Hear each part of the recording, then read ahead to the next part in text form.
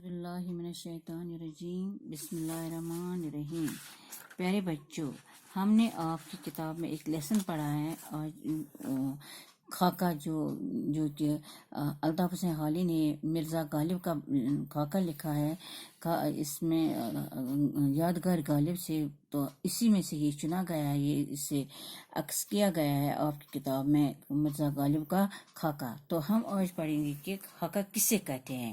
یہ جو خاکہ نگار خاکہ بناتا ہے، اس کا مطلب کیا ہوتا ہے، اس کا مقصد کیا ہوتا ہے۔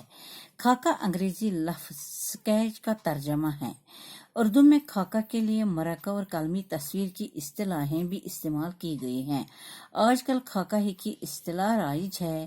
خاکہ سے مراد ایک ایسی نثری تحریر جس میں کسی شخصیت کی منفرد اور نمایاں خصوصیت کو اس انداز سے بیان کیا جاتا ہے کہ اس کی مکمل تصویر آنکھوں کے سامنے آ جائے۔ اس میں جس شخص کی تصویر کشی کی جاتی ہے، اس کے خیالات و افکار، سیرت و کردار، عادات و اطوار، شکل و صورت، اس کی طبیعت، سب کی جھلکیاں نظر آتی ہیں۔ خاکہ کا مقصد ہی یہ ہوتا ہے کہ متعلقہ شخصیت کی ظاہری و باطنی خصوصیات میں سے ایسے نمایاں اوصاف کا بیان کیا جائے جو اس کی منفرد شناخت اور پہچان کا ذریعہ ہو۔ اس طرح خاکے کے ذریعے پڑھنے والے پر متعلقہ شخصیت کی انفرادی خصوصیات کا بھرپور تاثر چھوڑنا خاکہ نگار کا مقصود ہوتا ہے۔ یہ تاثر جتنا بھرپور اور مکمل ہوگا، خاکہ اتنا ہی کامیاب ہوگا۔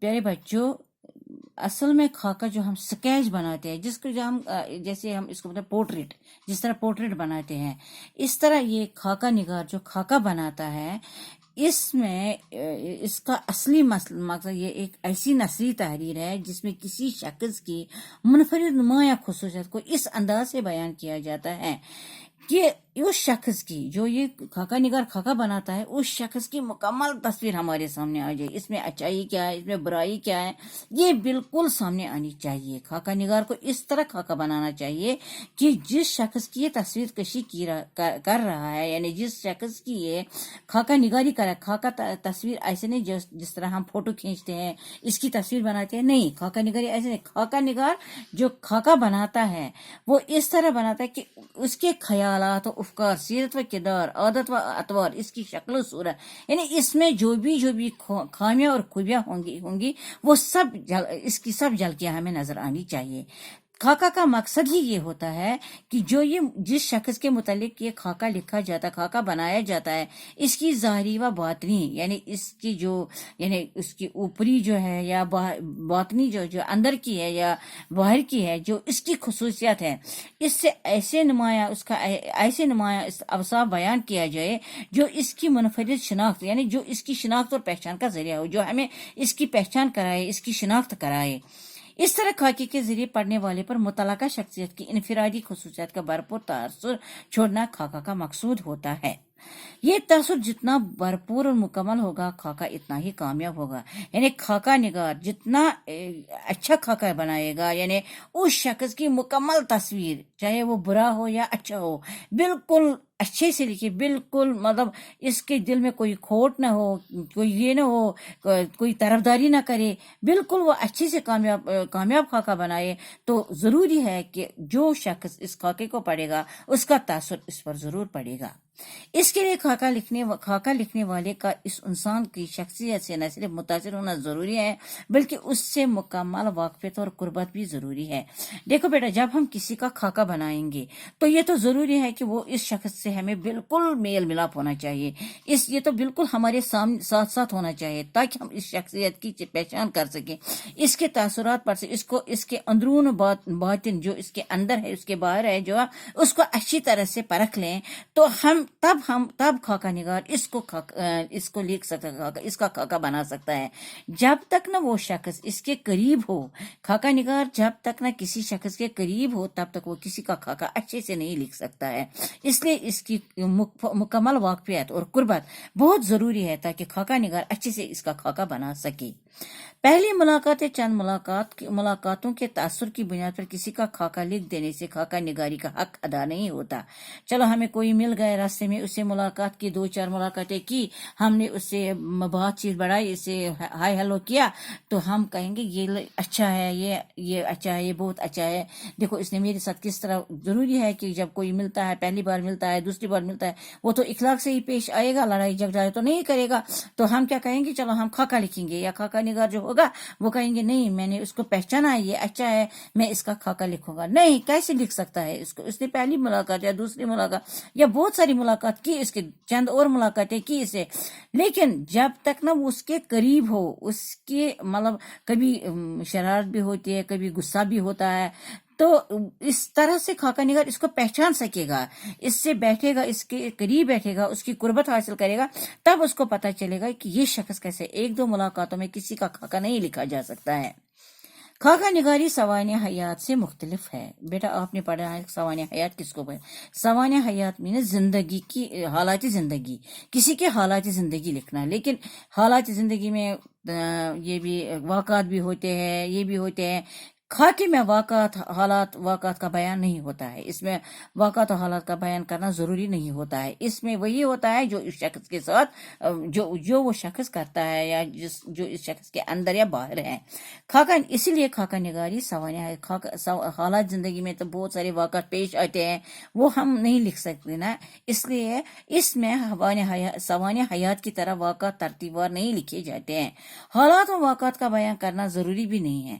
خاکہ نگاری میں حالات و واقعات شخصیت کی تصویر کشی کے لیے پس منظر فراہم کرتے ہیں۔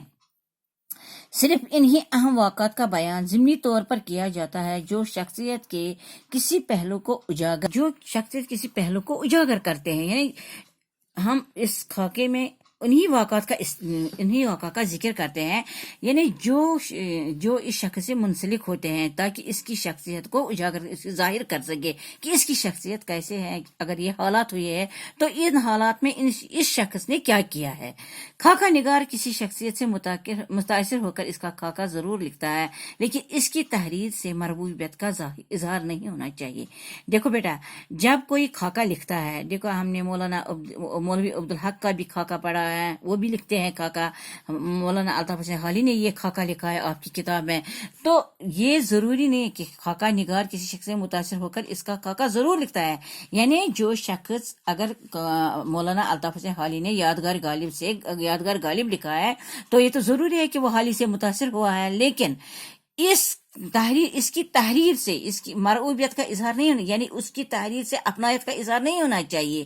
یہ نہیں ہونا تھا کہ مجھے غالب حالی کو یہ نہیں ہونا چاہیے تھا جب اس نے اس کا یہ خاکہ لکھا ہے، اس میں اس کی یہ نہیں کہ یہ اس سے متاثر ہے، یہ اس سے جانتا ہے، اس سے پسند کرتا ہے، اس لیے اس کا خاکہ بناتا ہے۔ اس کا بیان ایسا ہونا چاہیے کہ وہ غیر جانبدارہ نظر آئے، یعنی وہ اس طرح اس کا خاکہ لکھے جیسے وہ اس کو جانتا بھی نہیں ہو، جیسے یہ اس کا خاکہ لکھتا ہے لیکن اس کی طرفداری نہیں کرتا ہے۔ اس لیے یہ ضروری ہے کہ خاکے میں شخصیت کی خوبی اور خامی دونوں کو بیان کیا جائے، یعنی جو خاکہ لکھنے والا جو ہوگا وہ یہ غیر جانبدارانہ ہونا چاہیے، اس کو نہ اس سے زیادہ نہ اس کی زیادہ خوبیاں لکھے، نہ زیادہ اس کی خامیاں لکھے، بلکہ جو اس میں ہیں وہی لکھے۔ اس لیے ضروری ہے کہ خاکے میں شخصیت کی خوبی اور خامی دونوں کو بیان کیا جائے، ورنہ شخصیت کی مکمل تصویر سامنے نہ آ سکے گی۔ دیکھو بیٹا، یہ تو ضروری ہے کہ انسان میں جہاں خوبیاں ہوتی ہیں وہاں اس کی خامیاں بھی ہوتی ہیں۔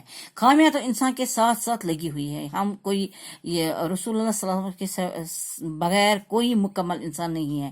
کامل انسان تو صرف ایک پیارے رسول صلی اللہ علیہ وسلم ہے، انسانی کامل وہی ہے، باقی ہم جو انسان ہیں ہم سے غلطیاں تو ہو ہی جاتی ہے، تو اس لیے ہم میں خامیاں ضرور ہوں گے۔ اس لیے اگر خاکہ نگار صرف خوبیاں لکھیں گے تو یہ خاکہ کامیاب نہیں رہے گا، کیونکہ تب ہمیں اس کی مکمل شخصیت سامنے نہیں آئے گی۔ یہ ہو ہی نہیں سکتا ہے کہ کسی انسان میں خامی نہ ہو، جو خاکہ نگاری کا اصلی مقصد ہے۔ اس لیے خاکہ نگار کو چاہیے کہ وہ جب اس کی خوبیاں لکھے، کسی شخصیت کی خوبیاں لکھے، جو اس میں خوبیاں ہیں، تو تب اس کی خامیاں بھی لکھی جو اس میں خامیاں ہیں، تب اس خاکہ نگاری کا اصلی مقصد سامنے آ جائے گا۔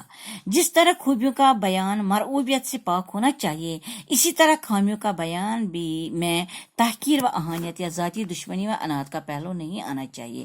دیکھو بیٹا، میں نے جب ابھی بولا آپ کو کہ خوبیوں میں جب ہم کسی کی خوبیاں بیان کریں، جب خاکہ نگار کسی کی خوبیاں بیان کرے تو اس میں یہ اپنایت نہیں ہونی چاہیے، اپناپن ظاہر نہیں ہونا چاہیے، بلکہ اس میں وہی ہونا چاہیے جو اس میں خوبیاں ہیں، وہی ہونا چاہیے۔ اسی طرح جب اس کی خامیاں وہ بیان کرے، کسی شخص کی خامیاں، اس میں تحقیر یعنی اس کی بے عزتی، اس کی ذلیل نہ کرے، کسی شخص کو اس طرح اس کی خوبیاں خامیاں نہ لکھے کہ وہ اس خاکہ جس کا وہ خاکہ لکھ رہا ہو اس کو ذلیل کرے، یا اس سے اس کو کوئی ذاتی دشمنی ہو، اس سے کوئی اناد ہو۔ یہ کچھ نہیں ہونا چاہیے، اس میں بالکل وہی ہونا چاہیے، بالکل مطلب خامیوں کے بیان سے بھی اپنائیت کا احساس نمایاں ہونا چاہیے۔ یعنی جس طرح وہ خوبیاں لکھتا ہے اسی طرح ان خامیوں میں بھی جیسے وہ اس طرح خامیاں جس میں اس کا اپنایت ہے، یعنی اپناپن ہے، اپناپن وہاں بھی محسوس ہونا چاہیے۔ خاکہ نگار اپنے موضوع کو جس طرح دیکھتا اور سمجھتا اور اس سے متاثر ہوتا ہے، اسی طرح اس کی تصویر پیش کرنی چاہیے تاکہ پڑھنے والے بھی اس سے اسی طرح متاثر ہو سکیں اور اس شخصیت کی منفرد خصوصیات کو پہچان سکے۔ تو جو خاکہ نگار ہے وہ اس طرح وہ خود جو دیکھتا ہے، سمجھتا ہے، اس سے متاثر ہوتا ہے۔ جب وہ اس کی تصویر پیش کرنا چاہے، جب وہ اس کا خاکہ بنانا چاہے، تب پڑھنے والا بھی اس سے متاثر ہو سکے اور اس کی شخصیت کی، اس شخص کی منفرد خصوصیات کو پہچان سکے۔ اچھے خاکے میں ان خصوصیات کا بیان بے تکلفی، برجستگی اور لطیف مزاح کی چاشنی کے ساتھ ہوتا ہے۔ جو اچھے خاکے ہوتے ہیں، جو خاکہ نگار، جو اچھے خاکے نگار ہوتے ہیں، وہ جو اچھے خاکے بناتے ہیں، ان میں انہی خصوصیات کا بیان بڑی بے تکلفی اور لطیف یعنی مزاح، بڑے مزیدار انداز میں کے ساتھ ہوتا ہے، بڑی چاشنی اور پیار سے ہوتا ہے۔ باقی والسلام بیٹا۔